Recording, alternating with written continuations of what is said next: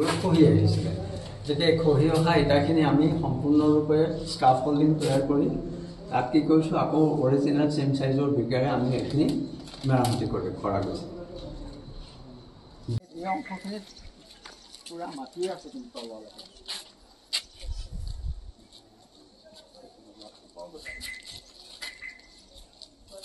এই ৰুদ্ৰেশ্বৰ দেৱালয়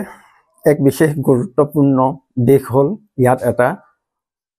সুৰংগ পথ আছে যেটো আমি প্ৰদক্ষিণ কৰিব পাৰোঁ গৰ্ভগৃহৰ চাৰিওফালে আমি প্ৰদক্ষিণ কৰিব পাৰোঁ আৰু ই এক অতি শোচনীয় অৱস্থাত আছিল ইয়াৰ ইটাবিলাক খহি গৈছিলে সুৰংগ পথটোত যাব নোৱাৰি খুব চাপৰি যাব লাগে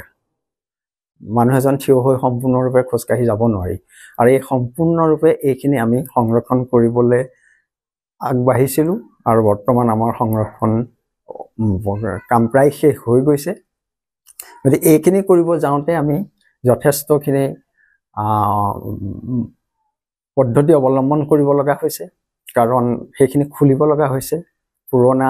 ইটাখিনি আকৌ সেই ঠাইতখিনি নতুন মানে পুৰণা ইটাৰে আকৌ গাঁঠিব লগা হৈছে 300 বছৰ পুৰণি